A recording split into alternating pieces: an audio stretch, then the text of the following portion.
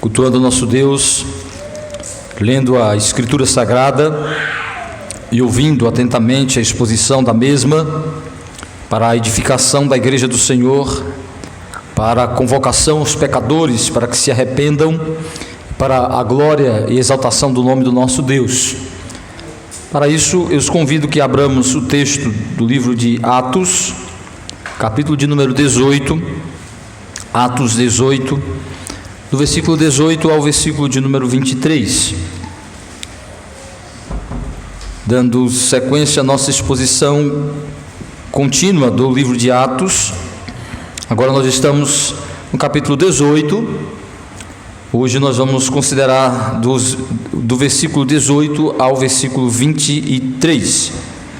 Eu vou ler e os presentes acompanham com toda reverência e temor a leitura do texto sagrado, que diz assim, Atos 18, de 18 a 23. Mas Paulo, havendo permanecido ali ainda muitos dias, por fim, despedindo-se dos irmãos, navegou para a Síria, levando em sua companhia Priscila e Áquila, depois de ter raspado a cabeça em Cencreia, porque tomara voto. Chegados a Éfeso, deixou-os ali. Ele, porém, entrando na sinagoga, pregava aos judeus, rogando-lhe eles que permanecesse ali mais algum tempo. Não acedeu, mas despedindo-se disse: se Deus quiser, voltarei para vós outros. E embarcando partiu de Éfeso. Chegando a Cesareia, desembarcou, subindo a Jerusalém e tendo saudado a igreja, desceu para a Antioquia. Havendo passado ali algum tempo, saiu, atravessando sucessivamente a região da Galácia e Frígia, confirmando todos os discípulos. Que o Senhor aplique a sua palavra que acabamos de ler nos nossos corações. Amém. Santo Deus, bendito e eterno e bondoso Pai, glórias ao teu excelso nome, exaltado e engrandecido seja o Senhor por toda a tua criação, em especial pelo teu povo, comprado pelo sangue do Cordeiro Jesus Cristo, o mediador perfeito, que enviaste a este mundo para nos resgatar, para nos transformar, para nos salvar e para nos resgatar em nosso propósito de existência, que é viver para o louvor da tua glória. Nesta hora, ó Deus, pedimos que o Senhor desvende os nossos olhos, ilumine a nossa mente, nos dê entendimento para contemplar as maravilhas do teu ser, a glória do Senhor na pessoa de Jesus Cristo, através da tua palavra. Que nesta hora, ó Deus, o teu Espírito ilumine as nossas mentes e venha, ó Deus, nos envolver de tal maneira a nos convencer do pecado, da justiça e do juízo em Cristo Jesus, para a nossa edificação, para o nosso fortalecimento, para o nosso crescimento espiritual, para o tratamento do teu povo, ó Deus, para o engrandecimento e exaltação do teu nome. Nós te pedimos e desde já agradecemos, sabendo, ó Deus, que seremos assistidos pela tua graça, pois não tem outro meio do Senhor nos edificar, do Senhor nos santificar, a não ser pela tua palavra, a não ser pela ação do Espírito aplicando a tua palavra nos nossos corações. Que o Senhor abençoe o nosso ajuntamento, que o Senhor, ó Deus, abençoe este momento que ouviremos a tua palavra, em nome de Jesus. Amém. Meus irmãos e amigos, o apóstolo Paulo e sua comitiva missionária estão chegando ao final da segunda viagem missionária do apóstolo Paulo. Eles estão na cidade de Corinto e vão à cidade de Éfeso, onde esta será de alguma forma a última cidade, da onde Paulo partirá de volta para Jerusalém e depois retomará as cidades, as regiões, as províncias que ele pregou, confirmando estas igrejas. E o que Lucas nos apresenta neste momento é uma síntese, é um apanhado geral dos últimos eventos desta viagem missionária. Os últimos eventos, as últimas atividades realizadas por Paulo e por sua comissão no encerramento desta última viagem, preparando para iniciar o relato do que ocorrera na terceira viagem missionária do apóstolo Paulo. Então aqui ele faz um resumo dos últimos eventos e, de alguma forma, nós entendemos que há uma intenção maior de Lucas, que é neste apanhado geral, que é nesta síntese dos eventos, nos apresentar de alguma forma a sua percepção, a sua impressão sobre o ministério de Paulo e de alguma forma nos apresentar este servo do Senhor no seu zelo ministerial, no seu zelo apostólico. E de alguma forma o que Lucas mostra é como de fato este perseguidor da igreja, este indivíduo que antes era um inimigo da igreja do Senhor, alguém que havia se empenhado zelosamente a perseguir a igreja, a palavra do Senhor, o Evangelho, agora se tornara um zeloso apóstolo, um zeloso servo do Senhor, um zeloso missionário. E de alguma forma o relato de Lucas aponta para isso. A dedicação, o zelo, o comprometimento, o foco, o engajamento apaixonado, entusiasmado de Paulo quanto à sua missão, quanto ao seu comprometimento resultante da sua fé em Cristo Jesus, da obra graciosa de Deus no coração dele.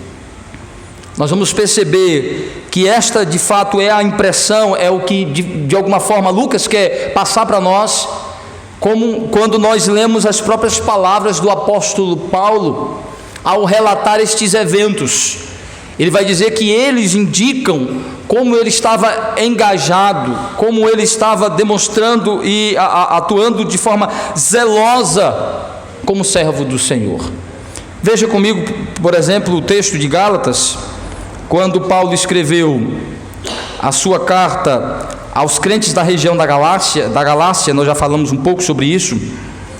Veja que Paulo vai fazer um contraste entre o cego zelo que ele tinha no farisaísmo e o iluminado zelo que ele tem agora no Evangelho.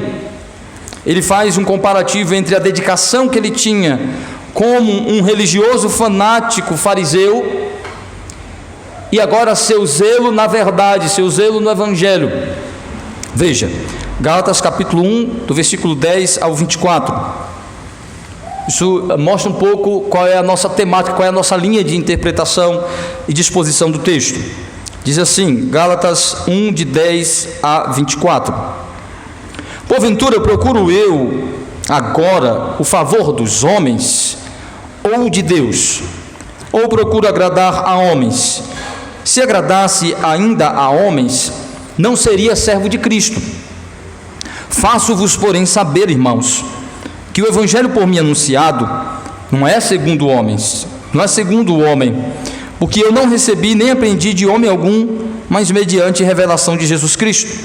Porque ouviste qual foi o meu proceder outrora no judaísmo, como sobremaneira perseguia eu a igreja de Deus e a devastava. E na minha nação, quanto ao judaísmo, avantajava-me a muitos da minha idade, sendo extremamente zeloso das tradições de meus pais.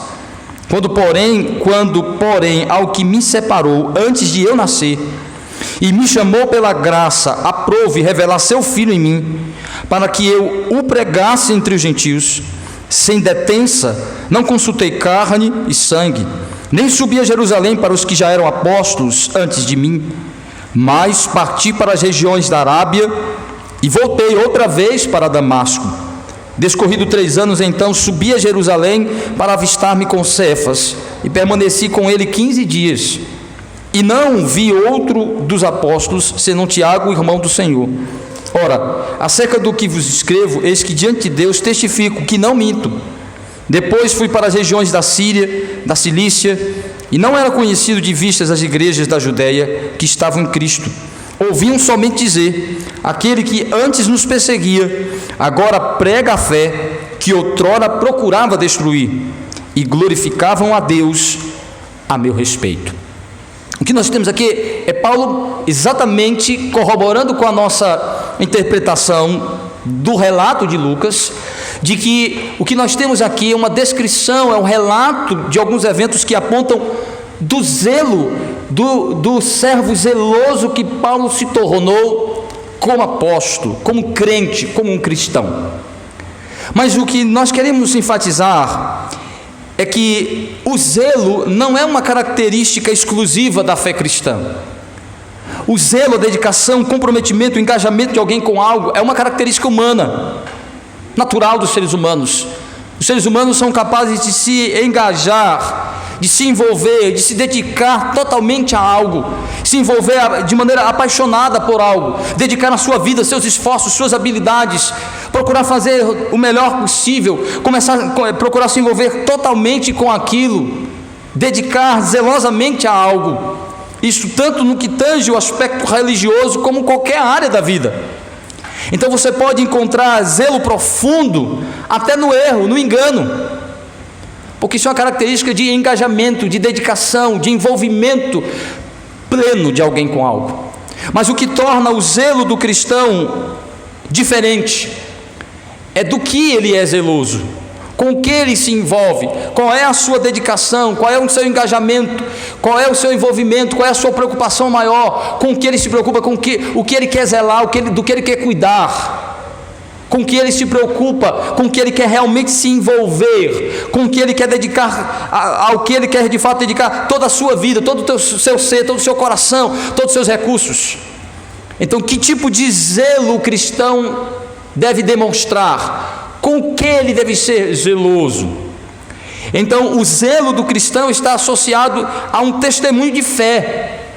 O zelo cristão é o testemunho de sua fé, para onde sua fé lhe leva. Sua fé lhe leva ao engajamento com Deus, com as coisas de Deus, a uma dedicação, a uma preocupação, a um amor, a um envolvimento, a uma preocupação de se envolver profundamente com as coisas relacionadas a Deus, ao serviço de Deus.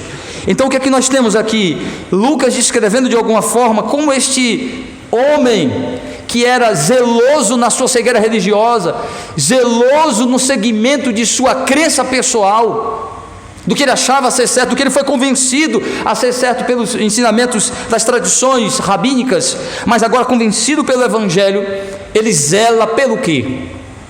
Qual é o zelo de Paulo? E de alguma forma, o zelo que Lucas demonstra aqui de Paulo, em linhas gerais, é o que deve ser o zelo de todo cristão. Todo cristão deve ser zeloso destas coisas que Paulo demonstra zelo. Primeiro, que zelo é esse? Então, Lucas vai mostrar o zelo de Paulo por algumas questões importantes que apontam para o testemunho de sua fé, de que ele agora era de fato um homem que servia a Deus de verdade, não achando que servia, mas servia de verdade. Por causa de quê? Que garantias ele tem isso? Então, a primeira coisa, no relato de Lucas, ele vai mostrar o zelo de Paulo quanto à sua missão, a missão de proclamar o reino de Cristo, de promover o reino de Cristo. Promover o reino de Cristo, promover a glória de Deus através do reino de Cristo, é a principal missão do crente, do cristão. Promover o reino do Senhor através das missões individuais, pessoais, particulares. Cada missão específica na minha vida, cada área específica da minha vida, o meu trabalho, o meu estudo, a minha família, as minhas atividades são aspectos da minha missão maior, são áreas para a atuação da minha missão maior. Qual é a minha missão maior de vida? Proclamar o reino de Cristo, glorificar ao Senhor através da proclamação, da promoção do reino de Cristo. Então, não só são os pregadores, não só os evangelistas, não só os pastores, não só aqueles que estão envolvidos com a missão de pregar o Evangelho, é que tem a missão de promover o reino. Nós promovemos o reino através da nossa vida em todos os aspectos, mas Paulo tinha uma missão específica de promover o reino como pregador. Eu tenho uma missão específica de promover o reino como pregador do Evangelho, como alguém que vive do Evangelho, como alguém que pastoreia com o Evangelho. Mas você tem a sua missão de promover o reino de Cristo no seu trabalho, na sua família, no seu dia a dia, nas suas relações, no seu comprometimento com a igreja, no seu comprometimento com a sociedade, no seu engajamento com as coisas da vida. Deve demonstrar o que você quer promover. O que é que você está promovendo? O reino de Cristo. Então Paulo tinha plena consciência disso, de que ele foi chamado para promover o reino de Cristo através da pregação.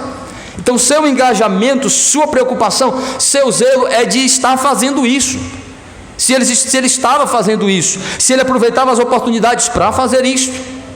Veja que isso de alguma forma é indicado no texto, quando diz assim: mas Paulo, havendo permanecido ali ainda muitos dias, por fim, despedindo-se dos irmãos, navegou para a Síria, levando em sua companhia Priscila e Áquila, depois de ter raspado a cabeça em Cencreia, porque tomara voto.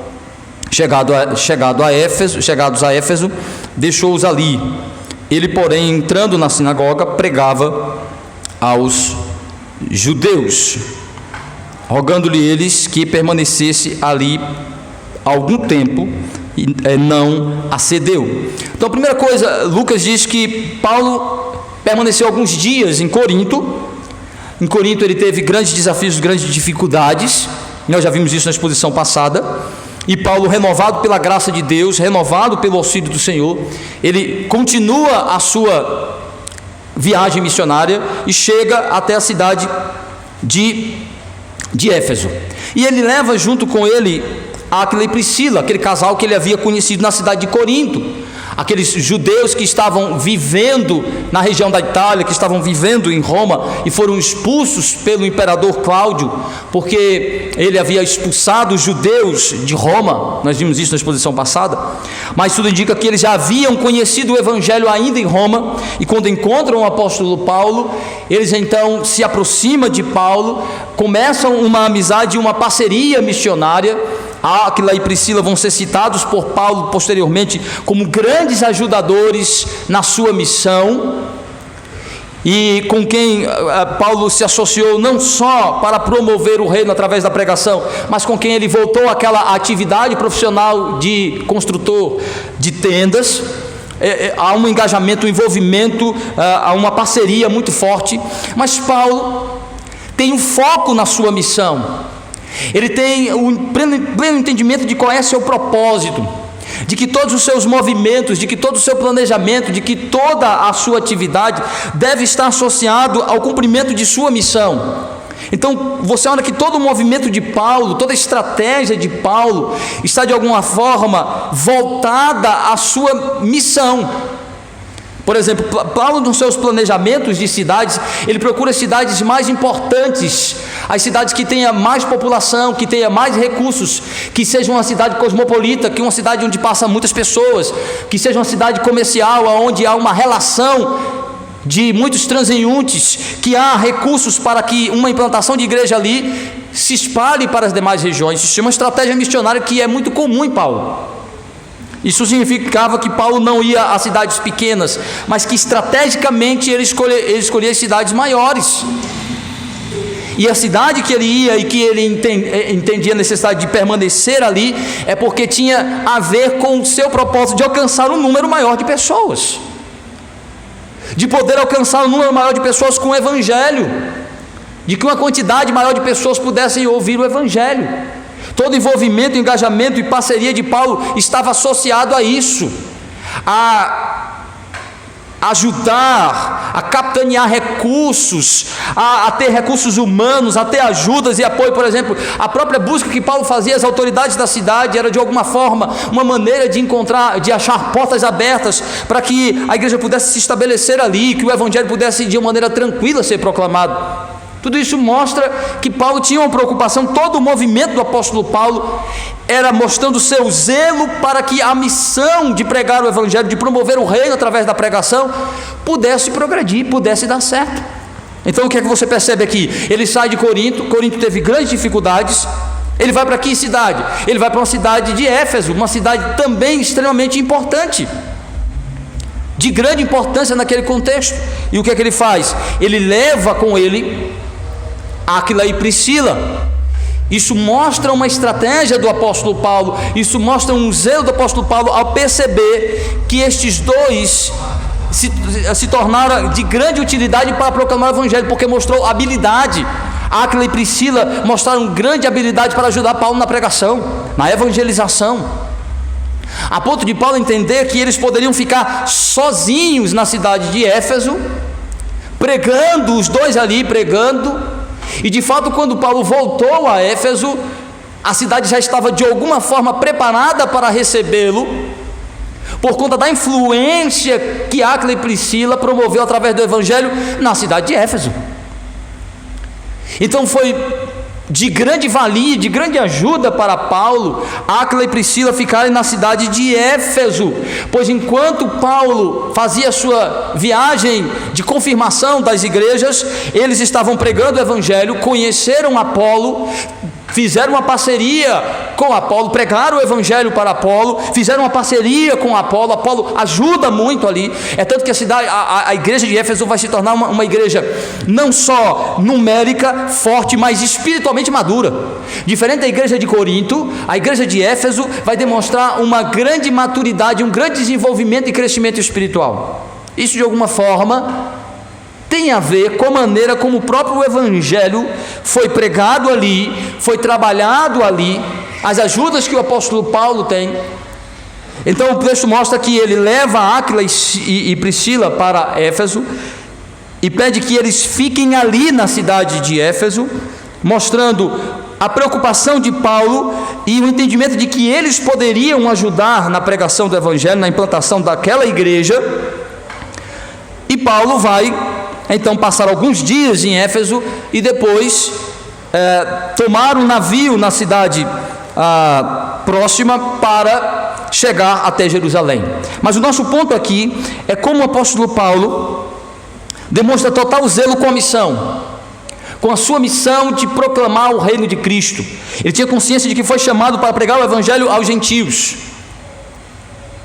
mas não exclusivizava os gentios, apesar de pregar mais para eles, mas priorizava os gentios aos judeus e ia para os gentios aonde a recepção era maior. Mas Paulo tem total foco na sua missão de proclamar Cristo. Então todo o seu movimento é em função disso, de promover o reino de Cristo. Então suas amizades, seu movimento, toda a sua organização está voltada para a sua missão. Até a maneira como ele lida com seus dilemas pessoais, até a maneira como ele lida com as suas próprias dores, com as suas próprias dificuldades, ele passa por cima dessas coisas para entender o foco maior de seu propósito, de sua missão. Veja, por exemplo, o apóstolo Paulo foi perseguido na maioria das sinagogas que ele pregou. Quando ele chegava em uma cidade, qual é a outra estratégia de Paulo? Ele ia para uma sinagoga, onde ali ele pregava o evangelho.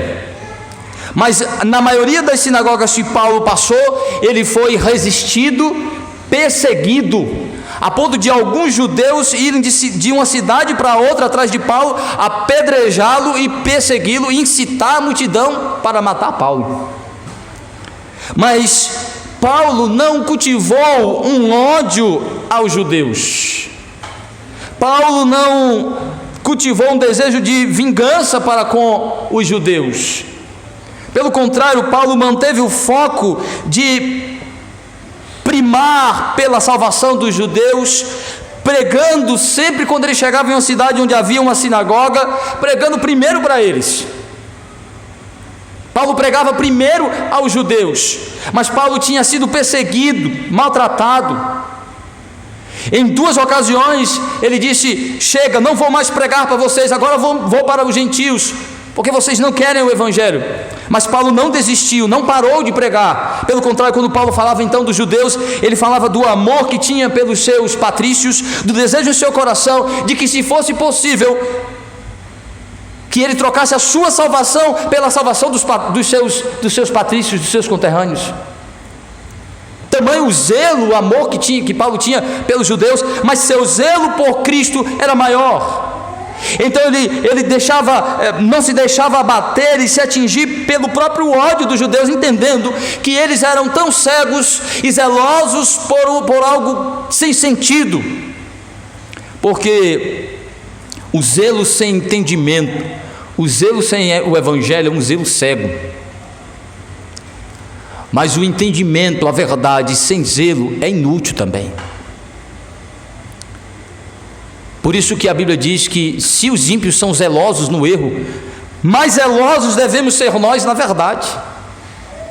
Se os ímpios são zelosos na idolatria, muito mais zelosos na adoração ao Deus verdadeiro deveríamos ser nós.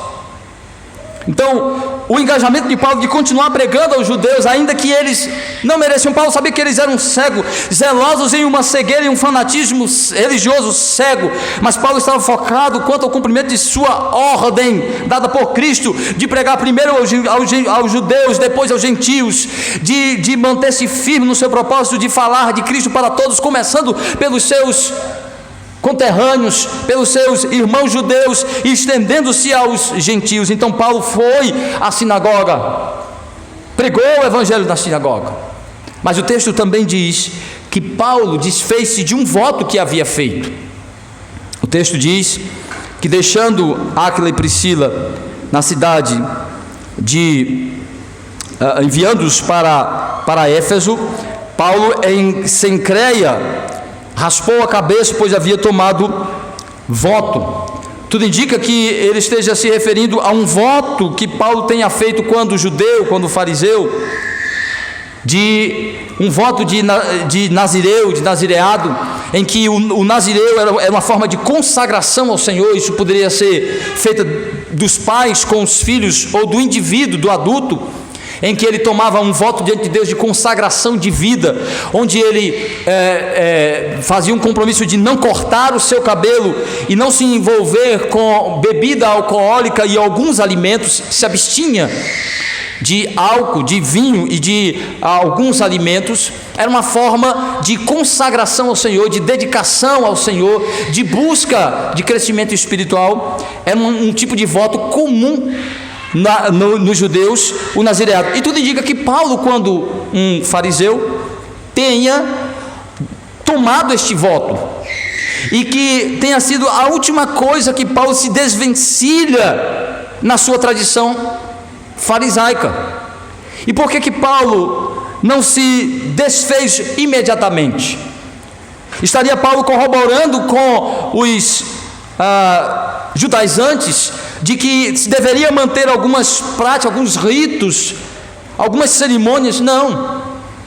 Entendemos também que, assim como Paulo circuncidou Timóteo, tinha a ver não com o entendimento da necessidade de circuncisão, mas de estratégia missionária, pois Timóteo era um judeu que não havia sido circuncidado. Aqui, de alguma forma, também entendemos que Paulo manteve a aparência de seu voto de nazireu como uma forma de ter uma recepção maior dos judeus quando ele ia às sinagogas e até o próprio templo de Jerusalém. Era uma forma de Paulo ser recebido imediatamente pelos judeus, de não ser resistido, pois eles, ao olharem para Paulo, logo percebia que ele estava debaixo de um voto de nazireu, pois Paulo deixou por algum tempo o seu cabelo crescer. A prova é que o texto está dizendo exatamente isso, que Paulo havia cortado o seu cabelo, rapado a sua cabeça, pois havia tomado voto. Isso indica especificamente que é um voto de nazireu, um voto de não passar navalha sobre o cabelo, de não cortar os cabelos, uma forma de demonstrar consagração de vida. E Paulo manteve isso. Quando é que o voto era desfeito? O voto era desfeito com um fim do ciclo do tempo. O indivíduo às vezes fazia este voto por um tempo específico, diz assim: por um ano vou me dedicar ao nazireado, vou manter o meu cabelo crescendo como está fazendo Arthur, né? Nazireado, deixando o cabelo crescer. ele diz: por um ano eu vou deixar meu cabelo crescer, vou abster-me de algumas coisas, vou deixar de tomar aí deixa de tomar um coisinha com o pastor e não toma mais. Aí diz: eu vou agora me dedicar apenas à oração. Então, é uma forma de consagração, de busca maior ao Senhor. Isso pode durar um tempo específico, mas o voto também pode ser quebrado quando há profanação do voto, ou seja, quando o indivíduo toma alguma coisa, quando ele come algo que é fora da dieta do nazireado, quando ele pratica alguma coisa que é considerado cerimonialmente impura. É o que deve provavelmente estar na consciência de Paulo. As suas atitudes como um cristão já não estão sustentando aquele rito, aquela postura que se exigia de um nazireu. Então Paulo corretamente põe fim. Mas como é que acabava? Dentro do ciclo, esse indivíduo precisava oferecer sacrifício ao Senhor. Então o voto de nazireu terminava com sacrifício de animais no templo. Na época de Jesus Cristo e na época dos apóstolos, isso já poderia ser desfeito fora do templo quando havia profanação. É o que provavelmente pode estar acontecendo com Paulo. Ele entende que é hora de pôr fim ao voto, até porque ele não tem mais sentido religioso para Paulo, mas estratégico, como Paulo disse: me fiz judeus para com judeus, gentios para com gentios, tolos para com os tolos, sábios para com os sábios, para que se porventura pudesse ganhar algum deles pelo evangelho. Então era uma estratégia de Paulo de manter algumas coisas que não seriam necessariamente pecaminosas, que não feriam o evangelho diretamente, perdeu o seu sentido, perdeu o seu valor espiritual, mas que não era em si mesmo algo que caracterizava profanação, algo que caracterizava heresia, algo que caracterizava desprezo ao evangelho, mas é algo que poderia ser mantido como estratégia missionária de Paulo.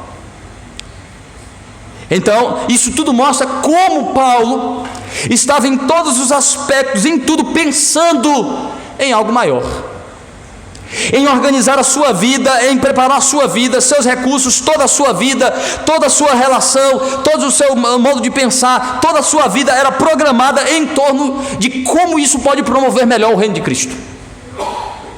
Isso se chama zelo, isso se chama engajamento, isso se chama dedicação.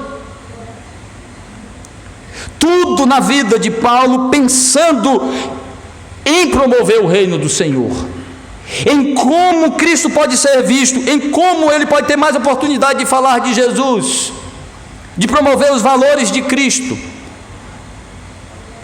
Então Paulo, ele raspa a cabeça, chega ao fim deste voto, entendendo que ele já lhe ajudou de alguma forma a abrir portas nas sinagogas, a ter acesso aos judeus para pregar o evangelho, mas agora sua postura se volta a uma maneira mais clara de que ele está engajado, de cara limpa, de total clareza, mostrar seu engajamento maior, que é promover Jesus Cristo, que é falar abertamente seu comprometimento de vida de promover o reino de Jesus,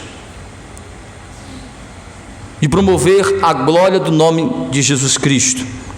Daí ele ir para Éfeso, ele desfazer o seu voto, levar a Aquila e Priscila para Éfeso, tudo isso é estratégia missionária de Paulo para corroborar, para ajudar na sua missão, na sua missão maior de vida, promover o reino do Senhor.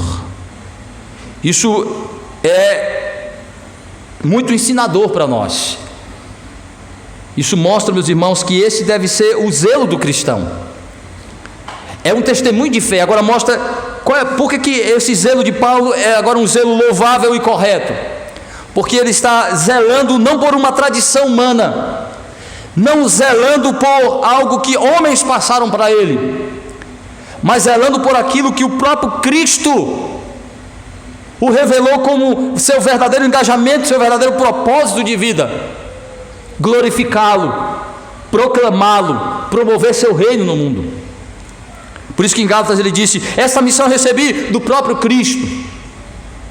Então do que ele está zelando? Qual é o seu zelo? Seu zelo é em cumprir a missão que Cristo lhe otorgou, lhe deu, A missão de promover o reino de Jesus no mundo, de fazer Cristo conhecido no mundo através de sua vida, de sua pregação, de todos os seus movimentos, de todos os seus atos, de toda a sua vida. Engajamento total com isso, zelo total por isso, a ponto de se submeter ao sofrimento, à dor, à perseguição, a ponto de passar pelo seu próprio orgulho, do seu próprio ego, a ponto de organizar toda a sua vida em torno disso. Isso não deve ser algo só de missionário não, meu irmão, de pastor não, de crente de um modo geral. Pedro diz: sede zelosos do bem, sejam zelosos da vossa fé.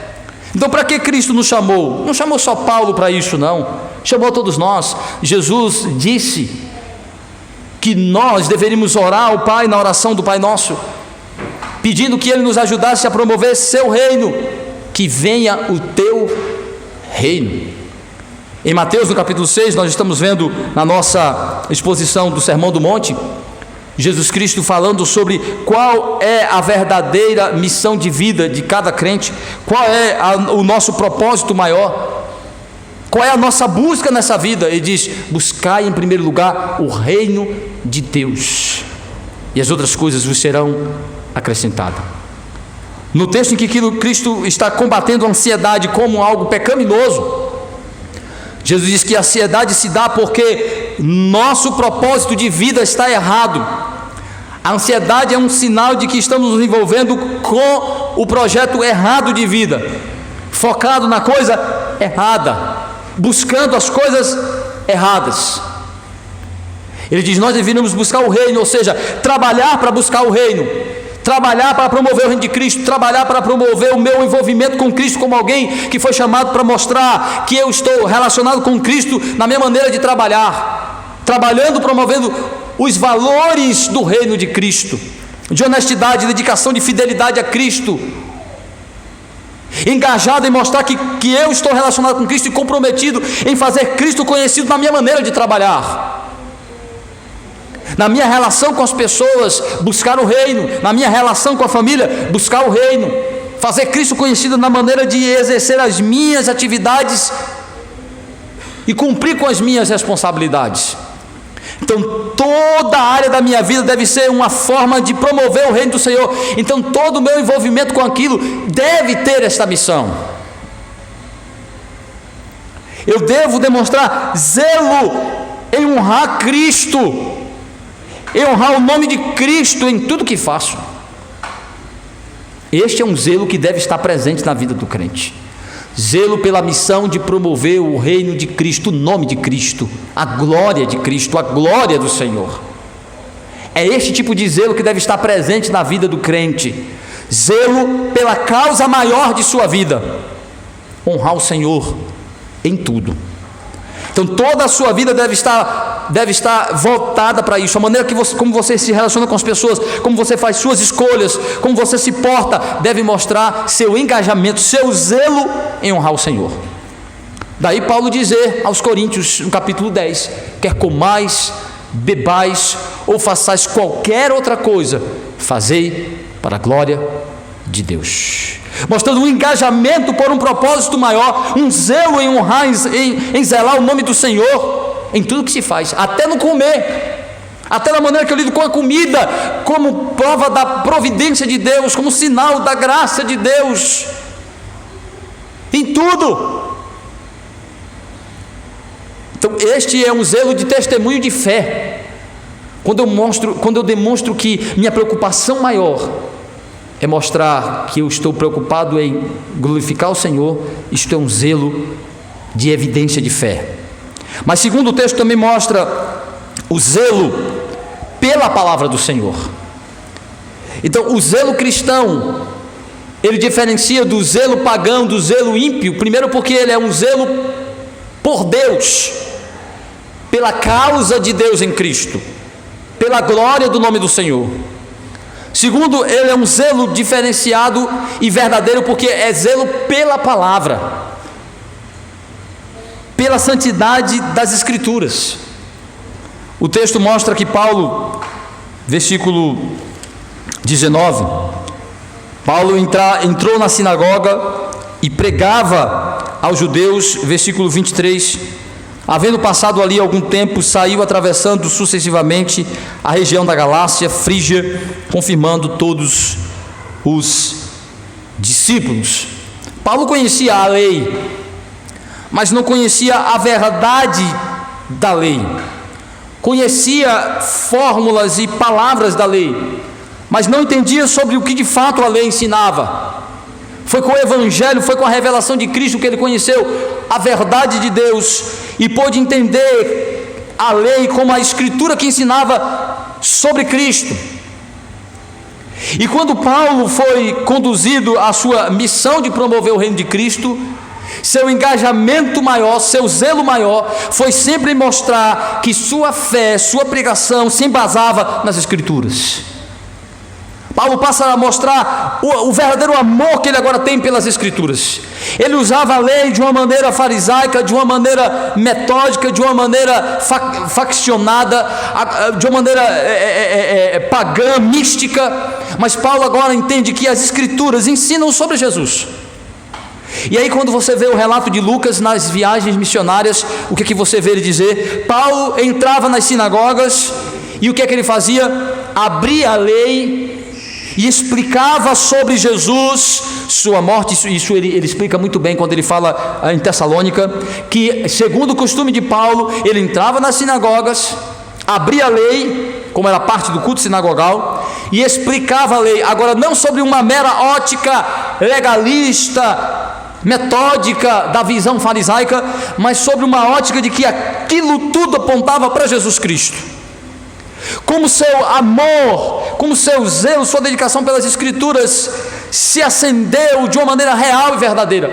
Ele passou a amar a Escritura como palavra de Cristo, a Escritura como revelação de Cristo, a Escritura como a única forma de ensinar sobre Jesus, sobre as verdades de Deus.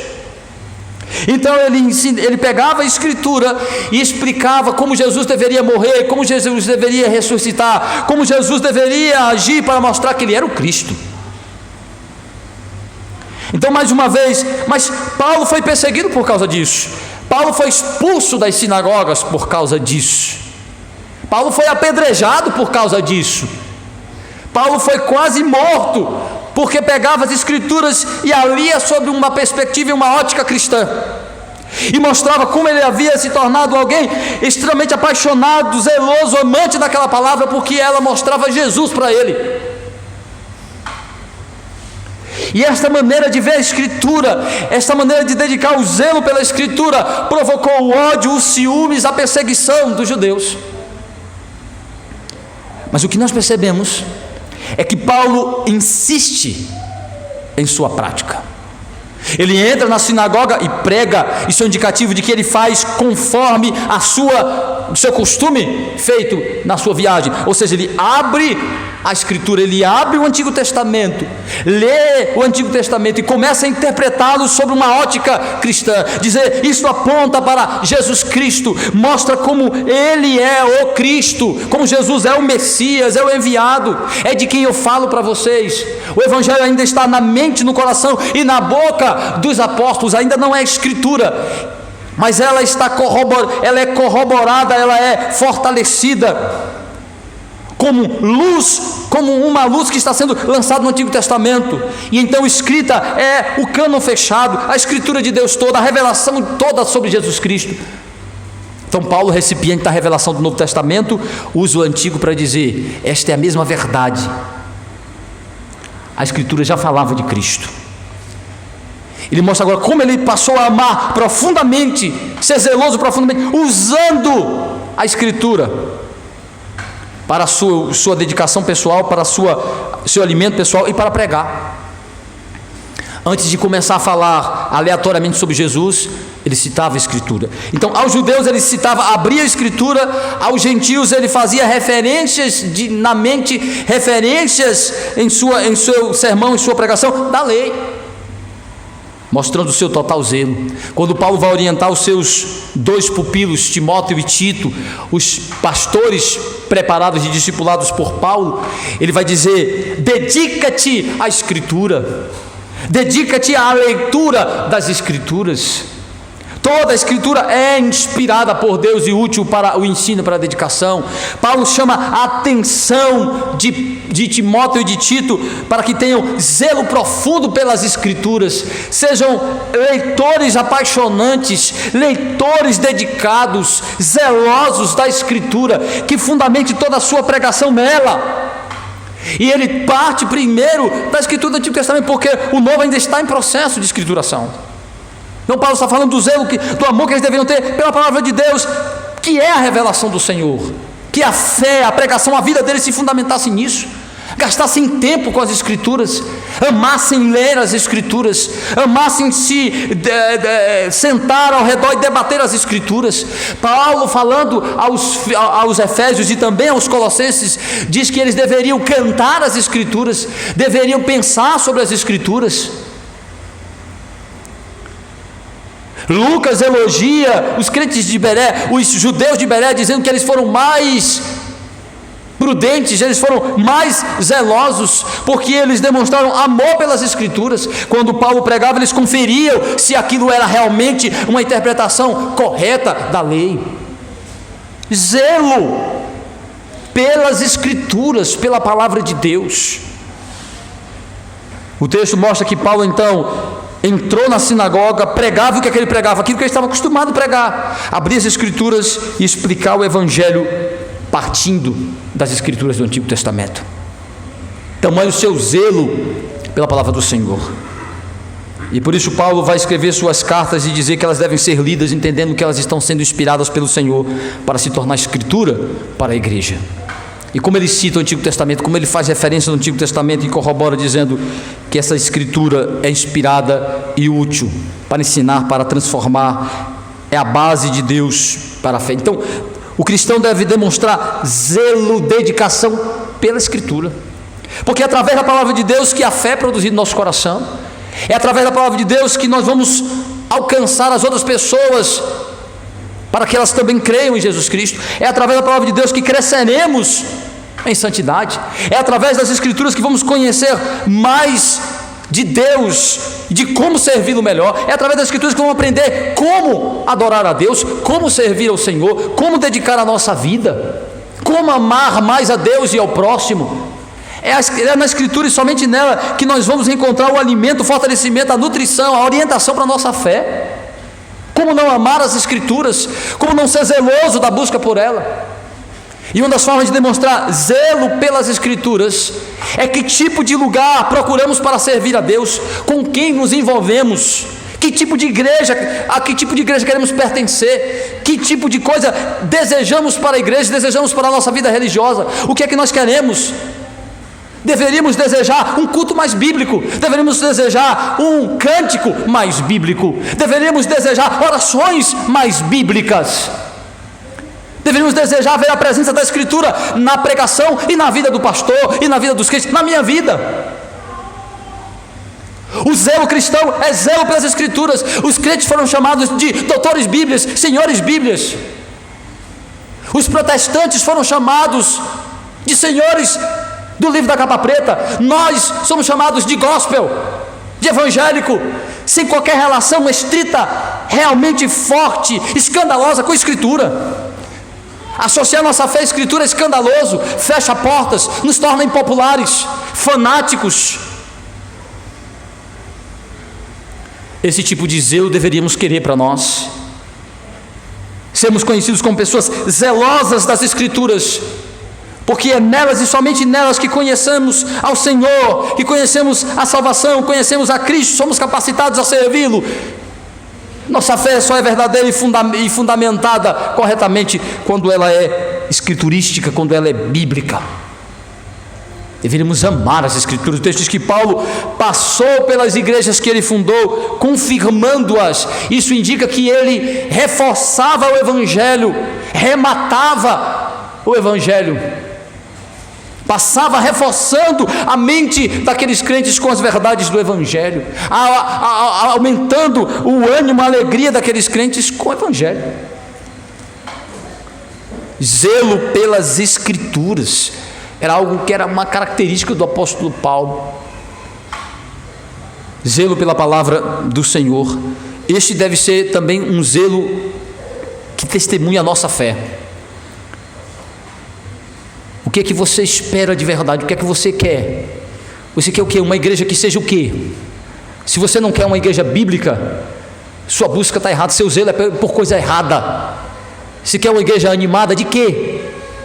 Se ter uma igreja que é bíblica não lhe anima, se ter uma pregação bíblica não lhe anima, se ter um culto bíblico não lhe anima, seu foco está errado, seu zelo é por algo não correto.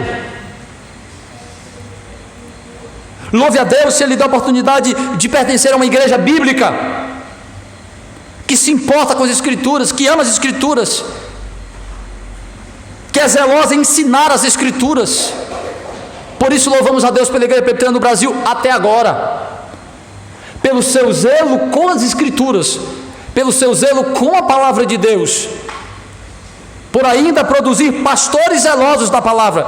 Mas no dia que a Igreja Presbiteriana deixar de ser uma igreja zelosa das Escrituras, ela não será diferente dos fariseus, dos falsos religiosos, das falsas religiões. O zelo que testemunha uma fé autêntica é o zelo pelas Escrituras, zelo pela Palavra de Deus, zelo pelo Evangelho bíblico. Mas o texto também mostra o zelo do apóstolo Paulo, que é uma característica do zelo cristão, que é o zelo pela igreja do Senhor como comunidade local. O zelo pela igreja, o amor pela igreja como corpo de Cristo expressado na comunidade local, ela é um testemunho de fé verdadeiro.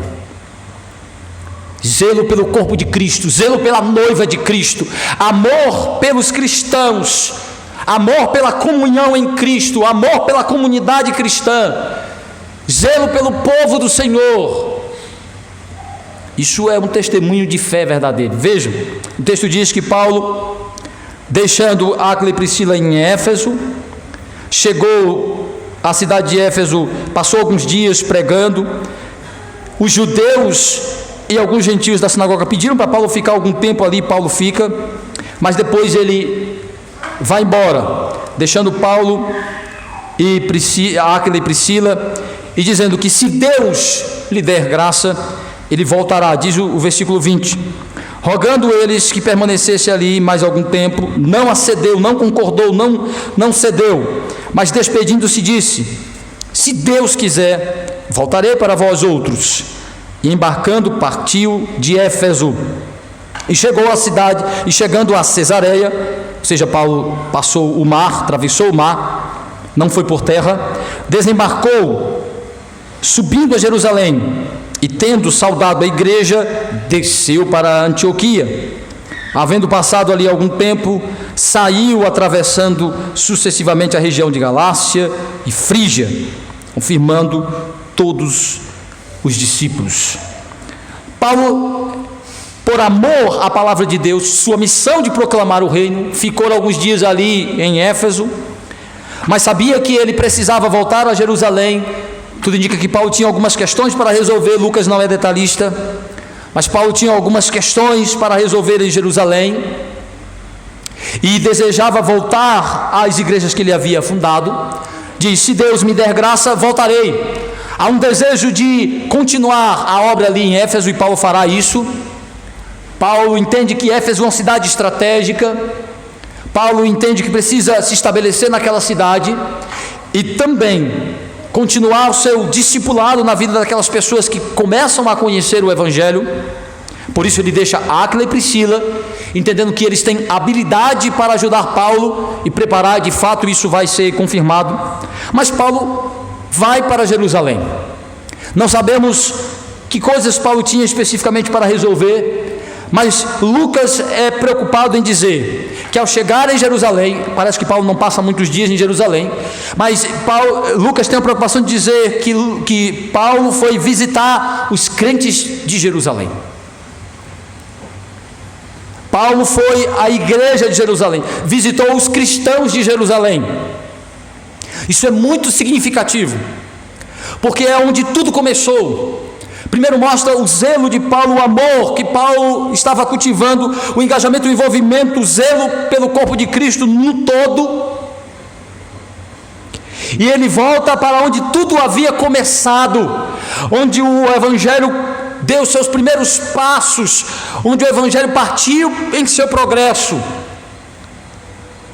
aonde o Evangelho começou. E quando ele começou, Paulo era um perseguidor deste Evangelho, alguém que odiava este Evangelho. Paulo volta para a igreja mãe.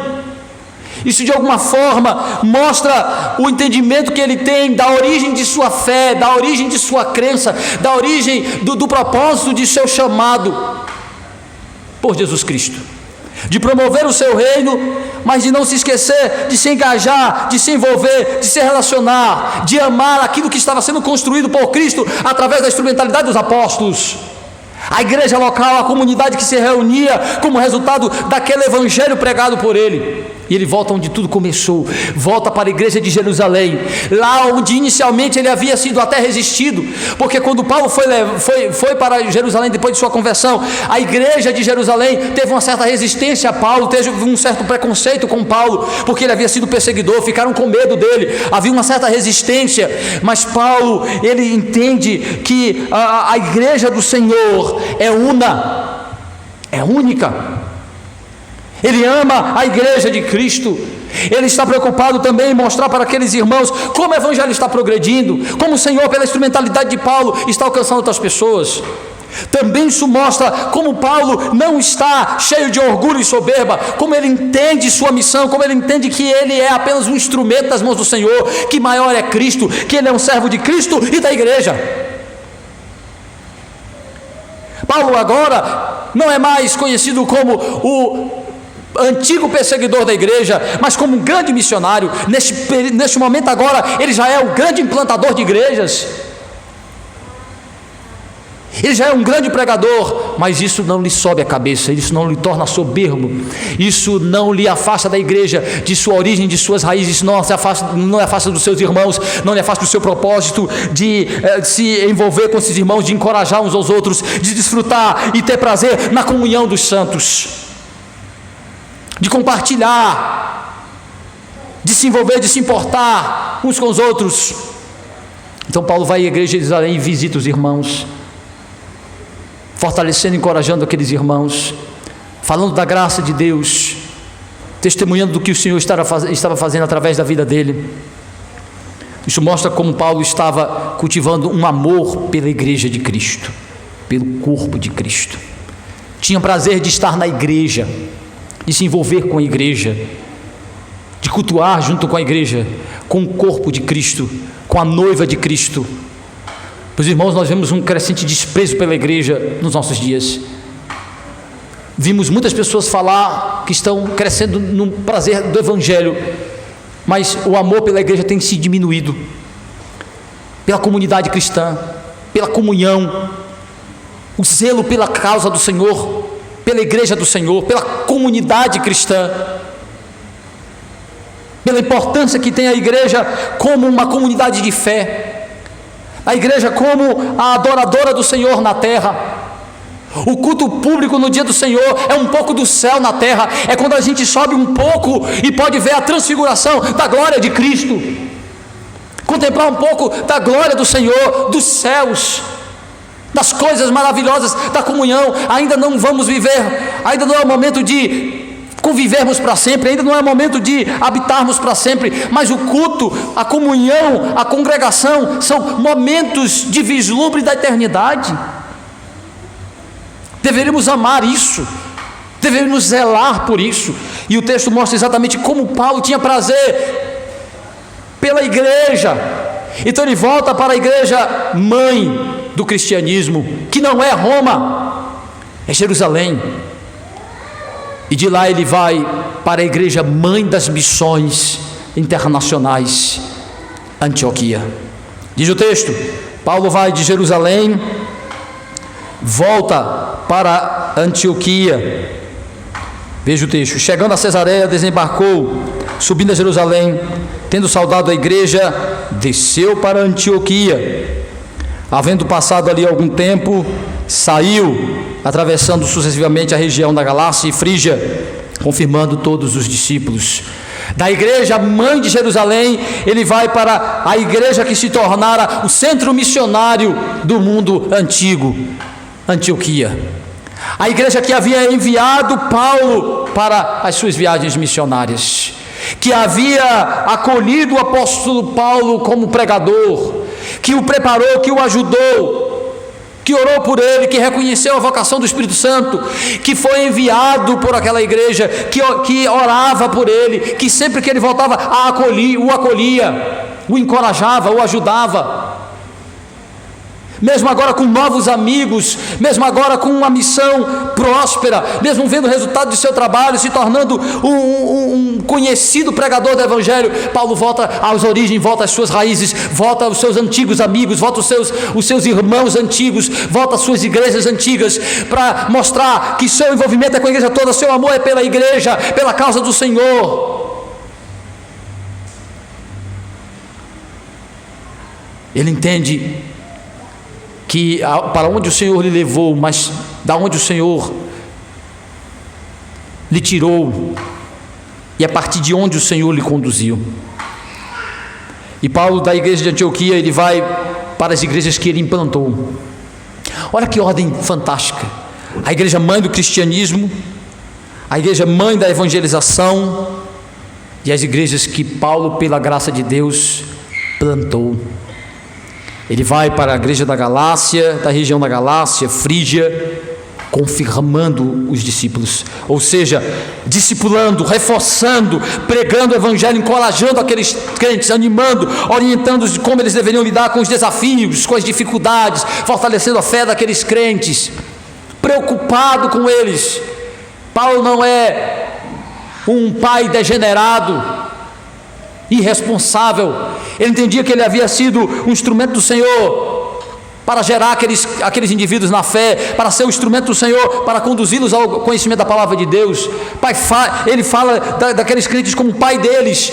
Eu gerei na fé. Fala dos coríntios dessa maneira, fala aos gálatas dessa maneira. Eu gerei em algemas, eu gerei em tristeza, eu gerei em aflito, em dificuldade, mostrando como ele foi instrumento do Senhor para levar a palavra de Deus àquelas pessoas. Mas entende seu compromisso, sua responsabilidade de continuar zelando pela fé deles, cuidando deles. Este comportamento de Paulo mostra seu zelo pela igreja, pela fé, pela comunhão, pelo engajamento, pelo envolvimento dos crentes para se ajudar mutuamente, para se encorajar mutuamente, para adorar ao Senhor, para servir ao Senhor. Precisamos ser zelosos, meus irmãos. O testemunho de fé é o zelo pela igreja. Um crente que não é zeloso da sua missão de glorificar o nome do Senhor, um crente que não é zeloso da palavra, um crente que não é zeloso pela igreja, tem zelos pagãos, ímpios, carnais. Seu zelo não é muito diferente dos ímpios. Se seu zelo não é pela causa maior, não é pelo reino de Cristo, não é pela palavra do Senhor, não é pela igreja, você não está preocupado em defender a igreja, de defender a palavra do Senhor, de defender o reino de Cristo, de se envolver com essas coisas, de ter amor por essas coisas, seu foco está errado. Talvez haja uma necessidade de conversão, de regeneração, de novo nascimento. O cristão é zeloso pelo reino de Cristo, pela palavra de Cristo, pela igreja de Cristo. Que Ele, meus irmãos, promova este zelo real em nosso coração, em nome de Jesus. Amém.